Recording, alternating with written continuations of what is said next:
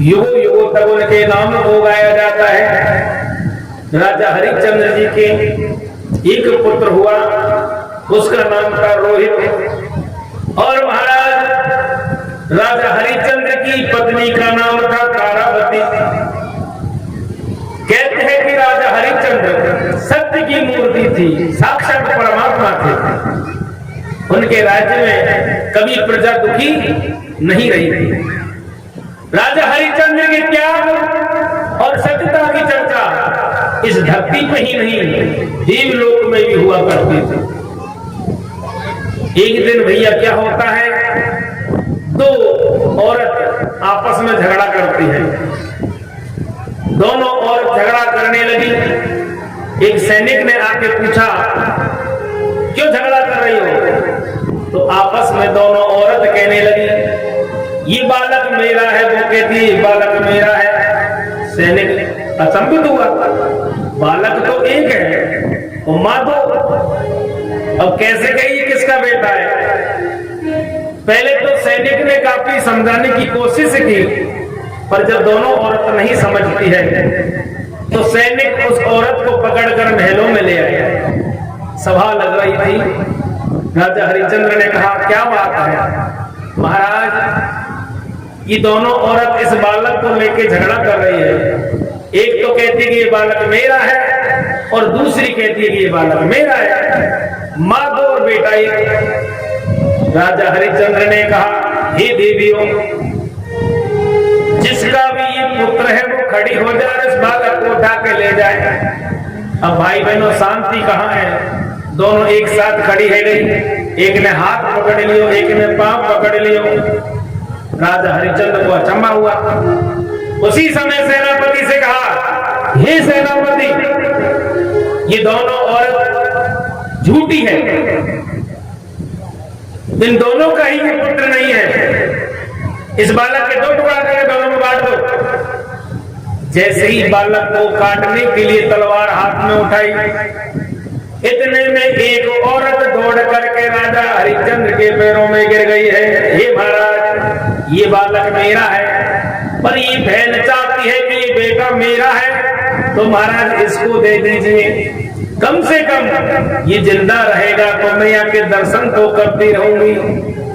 राजा हरिश्चंद्र कहने लगे, ये इस बालक की माँ है और ये दूसरी औरत ये उल्टा नारी है, इसको कारागृह में डाल दिया जाए। ऐसा न्याय राजा हरिश्चंद्र किया करते थे। एक दिन क्या होता है, राजा हरिश्चंद्र गहरी नींद में सो रहे थे। तारावती पास में, उनके पास में उनका पुत्र रोहित सो रहा था। आधी रात को एक सपना आता है। सपने में एक महात्मा जी आते हैं।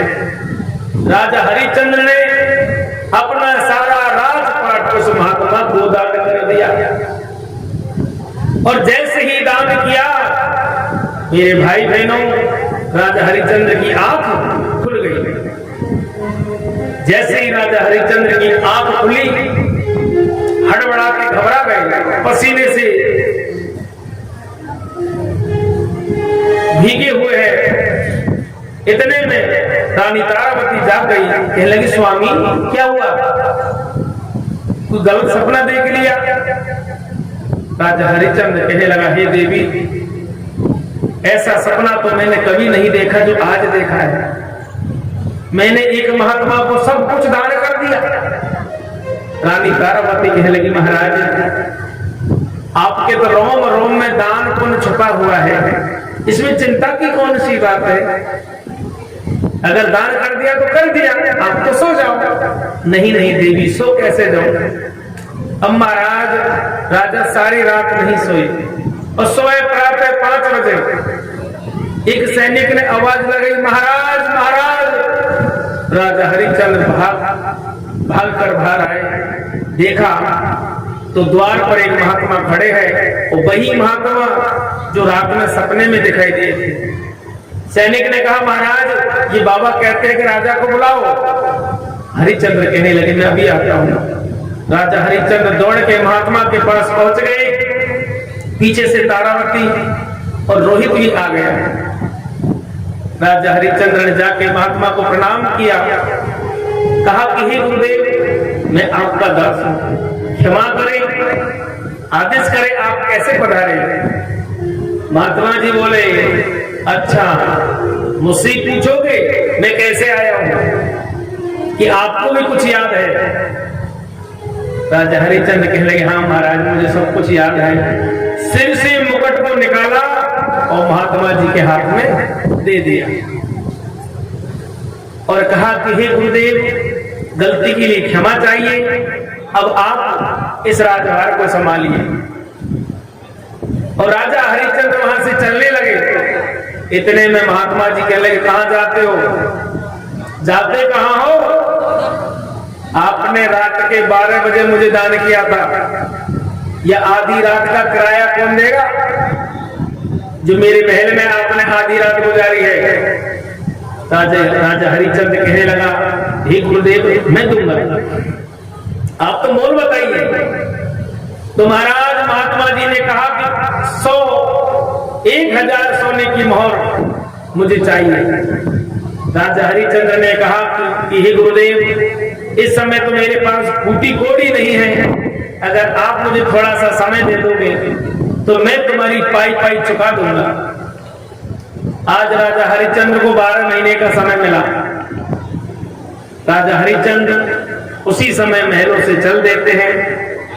रास्ते में आकर के रानी तारावती से कहने लगे, हे देवी, देखो मैं इस समय बहुत बड़े संकट में हूं, आप मेरे साथ कहां तक चलोगी? आप ऐसा करो, जब तक मेरा समय नहीं बदल जाए तब तक आप अपने मैके चली जाओ।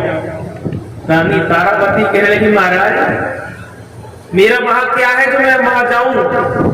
जिस दिन मेरे पिता ने मेरा हाथ आपके हाथ में दे दिया, उस दिन वो मेरा कुछ नहीं है, वो मेरे पराये है। अगर मेरा घर है, मेरे माता पिता है, मेरे भाई बंद है, वो आप हो महाराज।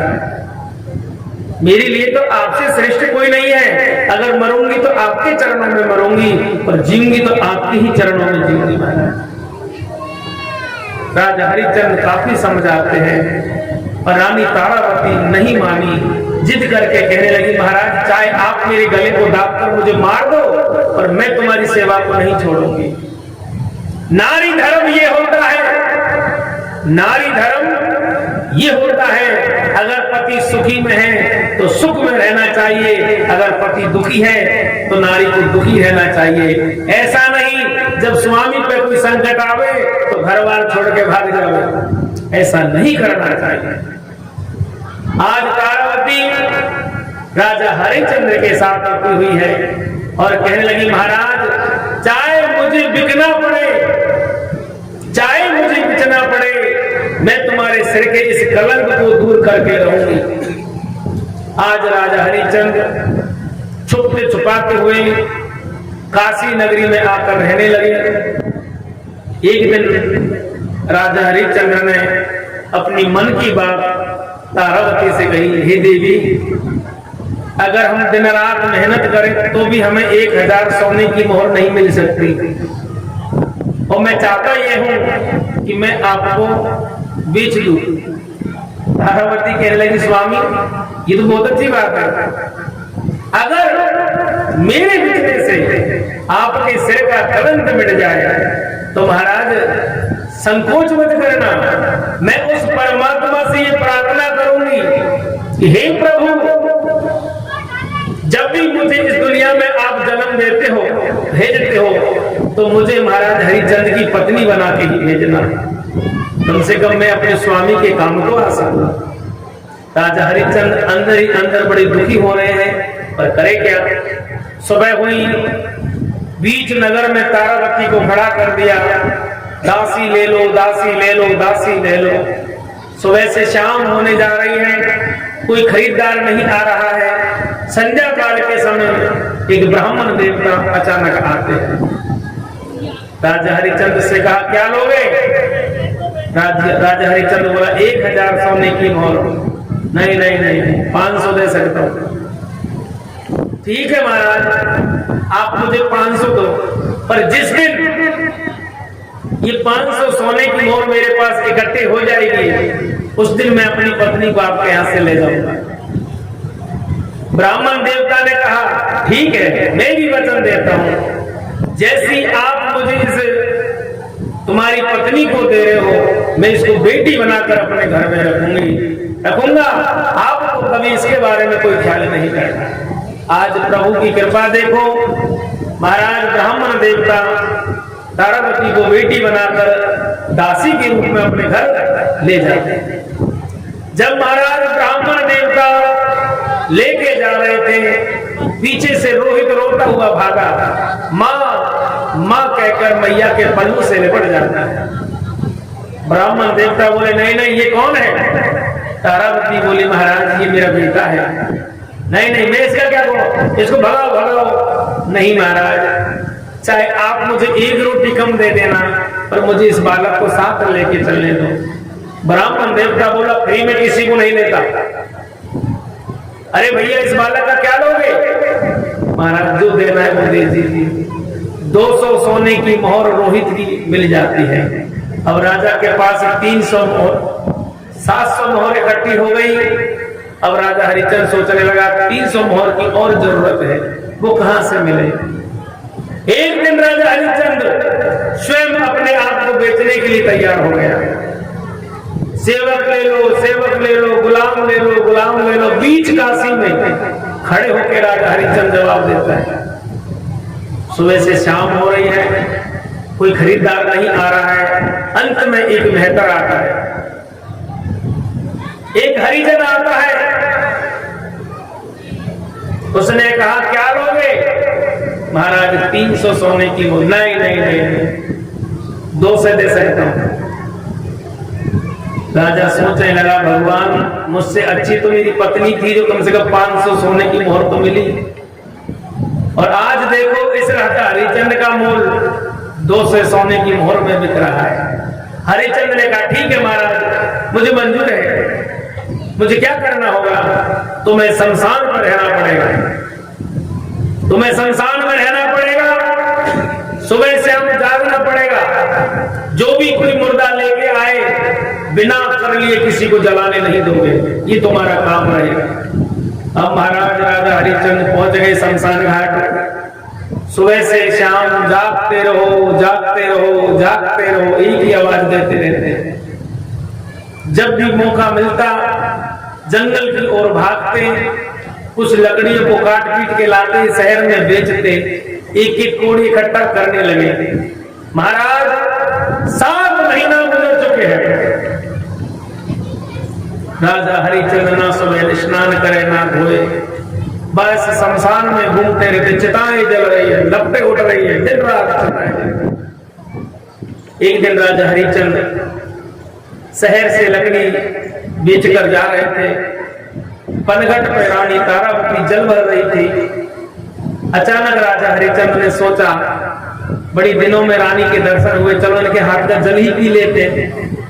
राजा हरिचंद पनघट पर पहुंचे और जाके कहा हे देवी मुझे जल पिला दो। महाराज तारावती राजा को नहीं पहचानती, क्योंकि राजा तो काला शाह हो रहा था, धूल मिट्टी जम रही थी, कपड़े फटे हुए थे, हाथ में डंडा था। रानी कहने लगी तू अछूत है, दूर हो जा, दूर हो जा। ललकार के राजा को हरा देते हैं। राजा उस समय वहां से चलता है, मनी मन कहता है कि रानी नहीं है, अब मिसरानी बन गई है। अब ये रानी नहीं रही, ये मिसरानी बन गई है। शमशान में आके काम कर रहे हैं। विधि का विधान देखो, विधाता की लीला देखो। एक दिन रानी तारावती प्रातःकाल जगती है और गाय का दूध निकालने के लिए खट की ओर जा रही है। पीछे से रोहित जो है जाग जाता है और माँ माँ कहते कहते पीछे पीछे आ जाता है। विधि का विधान, रास्ते में एक सर्प बैठा हुआ था। उस बालक का पैर सर्प के मुंह पर पड़ जाता है और सर्प ने फन उठाकर उस बालक को डस लिया। जैसे ही बालक को सर्प ने डसा, महाराज बालक रोहित माँ माँ कहकर मूर्छित हो गया। तारावती के कानों में लाला की आवाज आई। तारावती सब कुछ छोड़ के भागी और रास्ते में देखा तो बालक का पूरा बदन नीला हो रहा है, पैर में सर्प ने डंस लगा रखे हैं, मुख से झाग निकल रहे हैं। रानी तारावती हाय पुत्र कहकर बालक को सीने से लगाती है और ब्राह्मण देवता के घर के दरवाजे को खटखटाती है। अरे महाराज देखो तो सही, मेरे बालक को हो क्या गया है। ब्राह्मण देवता बाहर निकल के आए, बालक का हाथ उठा के देखा तो ब्राह्मण देवता बोला, हे देवी ये मर चुका है, इसको मेरे घर में डालो, ले जाओ इसको यहां से। एक मां से ये कहा जाए कि तेरा बेटा मर चुका है, अब उस मां के हृदय पे क्या बीताई होगी। महाराज ब्राह्मण देवता ने दुत्कार करके रानी को भगाया। रानी अपने लाल को सीने से लगाकर हर गली हर मोहल्ले में जाती है और पुकारती, अरे कोई है तो एक बार मेरे बालक को देख के जाओ, अरे कोई है मेरे बालक की नब्ज देख के बताओ ये जिंदा है कि मर चुका है। हे भगवान, आज आपने मेरी कैसी परीक्षा की मेरी दीनानाथ। हे मेरे भाई बहनों, आज तारावती पूरे नगर में कभी इधर कभी उधर हरिरुधन करे तारावती रानी कुंवर नाग ने खायो है। रुधन करे तारावती रानी कुंवर नाग ने खायो है। हरिरुधन करे तारावती रानी कुंवर नाग ने खायो है। रुधन करे तारावती रानी कुंवर नाग ने खायो है। कुंवर नाग ने खायो है मेरो लाल नाग ने खायो है मेरो लाल नाग ने खायो है। रुधन करे तारावती रानी कुंवर नाग ने खायो है। रुधन करे तारावती रानी कुंवर नाग ने खायो है।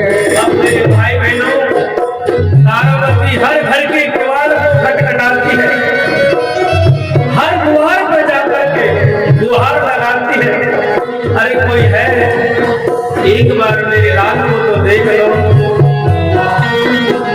वो आज पछाड़ जात मार्ग में बागन देखो रानी। आज पछाड़ जात मार्ग में बागों में पहुंची रानी। आज पछाड़ जात मार्ग में बागन में पहुंची रानी। आज पछाड़ जात मार्ग में बागों में पहुंची रानी। वो अपने पर की लाश देख कर, अपने पर की लाश देख कर नैनन से सबरो पानी। रुधन करे तारावती रानी कुंवर नाग ने खायो। रुधन करे तारावती रानी कुंवर नाग ने खायो है। रुधन करे तारावती रानी कुंवर नाग ने खायो है। अब महाराज रानी तारावती हर गली हर मोहल्ला हर घर के द्वार को जाके खटखटाती है, पर जब किसी ने कोई जवाब नहीं दिया तो रानी तारावती अपने लाल को लेकर के गंगा के घाट पहुंच गई है। वो लकड़ी बीन कर चिता बनाई, सोच रही मन में रानी। लकड़ी बीन कर चिता बनाई, सोच रही मन में रानी। वो लकड़ी बीन कर चिता बनाई, सोच रही मन में